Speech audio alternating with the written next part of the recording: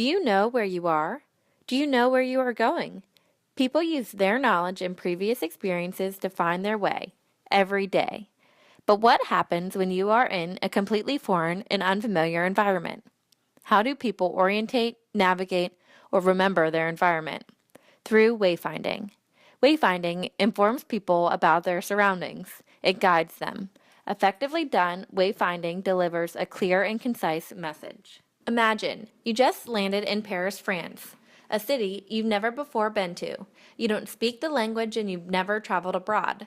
How would you navigate through the busy city streets to find your way to the Louvre? Your final goal and destination is to see the Mona Lisa, something that has been on your bucket list for ages. Some wayfinding elements that you will use are landmarks and orientation maps. Landmarks are necessary to mark specific spaces and/or locations. They reinforce recognition and make it easier to remember places.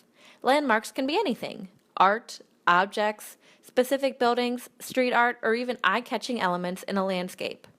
Orientation maps help you orientate yourself within the environment. You finally made it to the Louvre and can't believe how close you are to the Mona Lisa. But how do you get there?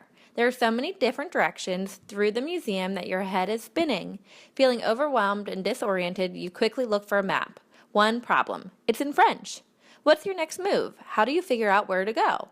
Luckily, wayfinding is much more than maps and signage. It includes symbols, arrows, color, lighting, typography, architectural design, and design finishes and materials. It is important that symbols are clear so they can be read easily. Arrows are one example of a universally understood symbol that point the way. Color and lighting are used to create a contrast and to differentiate spaces. When using color as part of your wayfinding design, it is important to understand the universal meanings behind each. For example, red typically means stop and yield.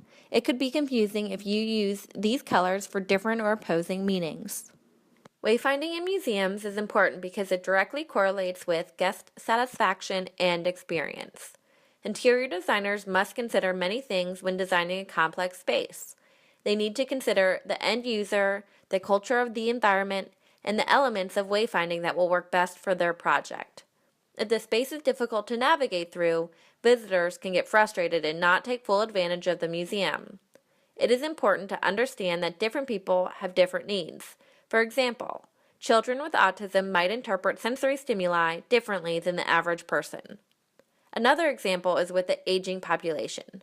As you age, your vision becomes impaired and you actually need 3 times more light than what you needed when you were in your 20s. Interior designers must integrate wayfinding in the unique needs of a diverse group of people in order to have a successful design.